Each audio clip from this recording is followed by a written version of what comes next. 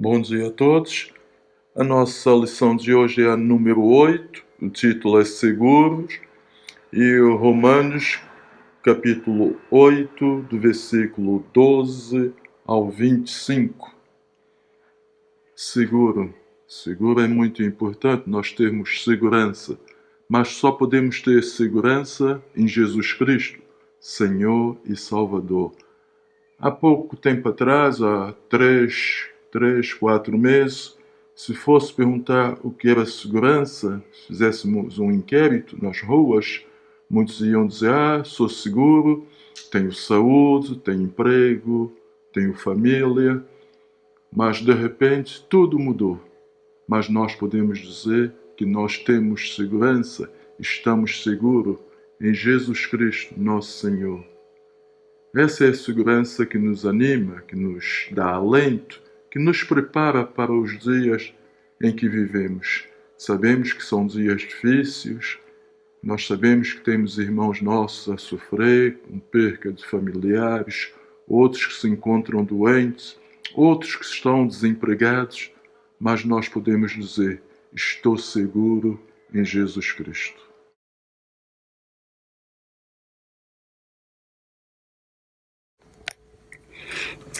Há momentos que as palavras não resolvem, mas o gesto de Jesus na cruz mostra o seu amor por nós. Há momentos que as palavras não resolvem, mas o gesto de Jesus na cruz mostra o seu amor por nós. Foi no Calvário que ele ali sem falar mostrou ao mundo inteiro o que é o amar. Foi no Calvário que ele ali sem falar mostrou ao mundo inteiro o que é o amar. Neste mundo as desilusões são tantas, só nos resta uma esperança, é que Cristo vai voltar. Foi no Calvário que ele ali sem falar mostrou ao mundo inteiro o que é o amar.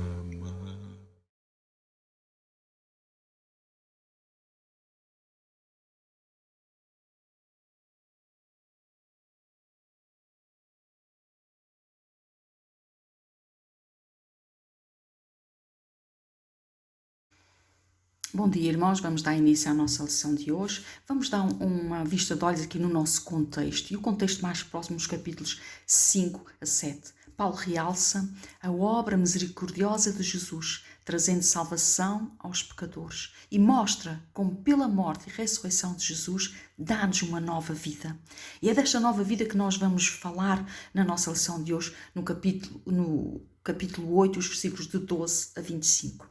O nosso tema é seguros. E nós estamos seguros de quê? O que é a nossa segurança?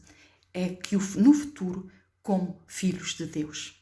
E como é que isso se faz? Como é que isso se processa? Isso mesmo que pensaram, aceitando o Evangelho. Suponhamos, e só supor, não é? Que nós não conhecemos mais nada da palavra de Deus, nem para a frente, nem para trás. Apenas esses capítulos que estudámos esse trimestre na EBD da Epístola de Paulo aos Romanos. Digo-vos que nós temos aqui, nesse estudo, nós temos já o QB a nível de conhecimento. Nós temos a base do conhecimento para aceitar esse Evangelho. Portanto, não temos desculpa. Não teríamos desculpa. E suponhamos ainda nos supor, que Cristo encontrávamos Cristo hoje e Ele nos perguntava o que é que vocês fizeram com a minha morte e ressurreição. Lembremos que o Pai faz essa pergunta, o que é que fizeram com o meu filho Jesus? E então nós diríamos assim, eu não sabia, Senhor, não sabia que era importante reconhecermos que éramos pecadores, libertarmos desse pecado através da nossa fé em Jesus, em Ti, Senhor. Nós não sabíamos. Jesus certamente iria lembrar e iria dizer com outras palavras, claro, com outra sabedoria, com outro poder, com tudo mais, mas ele ia falar mais ou menos assim. Vocês lembram? Vocês fizeram um estudo da carta de Paulo aos Romanos. Vocês lembram? E Jesus continua então a dizer, e Paulo explicou isso muito bem, isso que vocês estão a dizer que não sabem. Ele explicou porque ele também teve que experimentar em sua vida. Ele explicou que existia o grande problema do pecado que separava Deus, o homem de Deus. E ele explicou mais ainda que não havia, por causa das vanglórias de alguns, ele explica que não havia exceção, que todos pecaram. Mas tinha outra coisa que Paulo também explica muito bem, o amor do Pai. O amor do Pai providenciou a minha morte e a ressurreição, porque era preciso justificar esse pecado. Para que houvesse a união entre o homem e Deus, era preciso justificar esse pecado, apagar esse pecado, lavar esse pecado. E só com a minha morte e a minha ressurreição isso poderia acontecer. E Paulo explica muito bem, Paulo explica ainda, outra vez por causa da vanglória de alguns, que a lei só mostrava o pecado. Portanto, a salvação estava mesmo na minha morte e ressurreição. Foi muito bem explicado. Portanto, irmão, nós vamos entrar no texto propriamente dito e vamos ler os versículos 12, 13 e 14 do capítulo 8, claro. De maneira que, irmãos, somos devedores não à carne para viver segundo a carne, porque se vivermos segundo a carne, morrereis. Mas se pelo Espírito mortificardes as obras do corpo, vivereis. Porque todos os que são guiados pelo Espírito de Deus, esses são filhos de Deus. Então Paulo queria que nós tivéssemos a certeza de que essa vida no Espírito era uma possibilidade concreta. E Paulo faz esse contraste entre o devedores na carne, a condenação da carne, e a vida no Espírito. Ele diz que nós não somos devedores à condenação da carne, antes somos devedores ao Espírito, que nos convida a uma nova vida. E Jesus também disse que veio para que tenhamos vida e tenhamos vida em abundância. E é reforçada ainda essa ideia nos versículos 14 e 15, quando Paulo diz que nós não fomos livres para viver como nós queremos. Nós somos livres para ser guiados pelo Espírito. Isso é uma questão de obediência e uma questão de identificação. Paulo falou na lição passada, no capítulo 6, nós podemos ver isso, quando Paulo fala do batismo, a representação do batismo. Cristo morreu, nós morremos. Cristo ressuscitou, nós ressuscitamos para uma nova vida. Portanto, essa identificação que nós temos com Cristo, essa unidade que nós temos com Cristo. E no versículo 16, confirma e diz, o mesmo Espírito testifica com o nosso Espírito que somos filhos de Deus. Portanto, é o Espírito Santo de Deus que vai confirmar nos nossos corações que nós somos filhos de Deus, nos nossos corações e nas nossas ações. E no versículo 15 nós temos a ajuda, recebemos esse Espírito de adoção e pelo qual clamamos Abba Pai. E é esse Pai que vai nos ajudar a viver essa união. No versículo 17, reforma, somos herdeiros de Deus e co-herdeiros com Cristo. Lembra-nos outra vez esta união que nós temos com Deus e com o Filho, essa união. No versículo 18 nós vemos que, porque para mim tenho por certo que as aflições deste tempo presente não são para comparar com a glória que em nós há de ser revelada. As circunstâncias que nós vivemos são as mesmas. Nós podemos ser enganados, nós podemos ser traídos, defraudados, nós podemos ter dores, podemos ter doenças. Jesus lembra no Sermão do Monte que a gente pode sofrer por causa da nossa fé, ser rejeitados, repudiados por causa da nossa fé. Mas também, como aqui Paulo lembra, Jesus lembra o nosso foco onde é que deve estar. Portanto, é a glória futura. O nosso foco é na glória futura, que é maior que todas essas coisas. Temos que ter o nosso foco na glória futura. É a diferença que existe entre estar na carne e estar no Espírito, porque as circunstâncias são as mesmas. A diferença é esta, o foco que nós temos quando vivemos no Espírito. Bom, irmão, vamos então agora para a última parte da nossa lição e nós vamos ver os versículos 19 a 25 e podemos passar a ler. Porque a ardente expectação da criatura espera a manifestação dos filhos de Deus. Porque a criação ficou sujeita à vaidade, não por sua vontade, mas por causa do que a sujeitou. Na esperança de que também a mesma criatura será libertada da servidão, da corrupção, para a liberdade da glória dos filhos de Deus.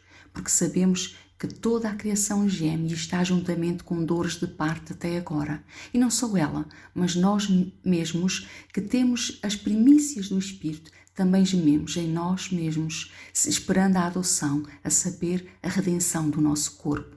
Porque em esperança somos salvos. Ora, a esperança que se vê não é esperança, porque se alguém vê, como o espera. Mas se esperamos o que não vemos, com paciência o esperamos. Então Paulo está aqui a nos falar da esperança, a esperança revelada nos filhos de Deus em sua glória. E nós temos a tendência de saltar logo para essa parte importante e bonita que é a nossa esperança. Mas o versículo 19 ainda nos fala da manifestação dos filhos de Deus, como nós devemos viver, a nossa conduta, devemos viver em santidade, em integridade, bondade, a maneira como nós vivemos ainda nos lembra isso. E depois realmente nós podemos ver, e Paulo lembra-nos isso, quando nós vivíamos num estado de completa impotência e Deus dá-nos essa esperança quando nos adota como filhos, como o seu Espírito que nos liberta da escravidão do pecado. Então esta esperança que nós temos é muito bom. Nós temos garantido o nosso futuro nessa esperança, nessa vida do Espírito. E temos que esperar com paciência. Temos que confiar na força sobrenatural do Espírito, não é? Nós sabemos que a salvação é um ato de Deus, a salvação é a iniciativa de Deus, a salvação é suprida por Deus, portanto, é algo poderoso que nós não podemos desperdiçar e nós temos que confiar e lançar as nossas âncoras nesta certeza, neste facto que Jesus é a nossa salvação e que só o poder do Espírito que nos ajuda.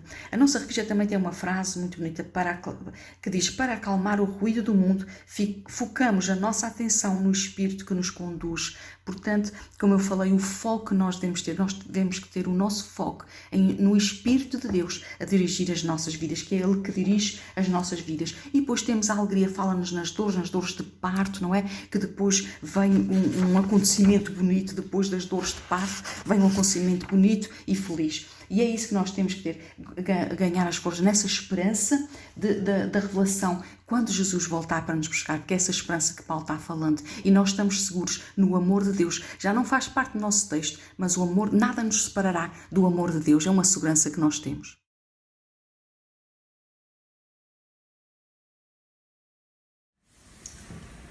Esta semana tivemos 4 aniversariantes: a Lucélia, Leonor, Jonas e Gisele.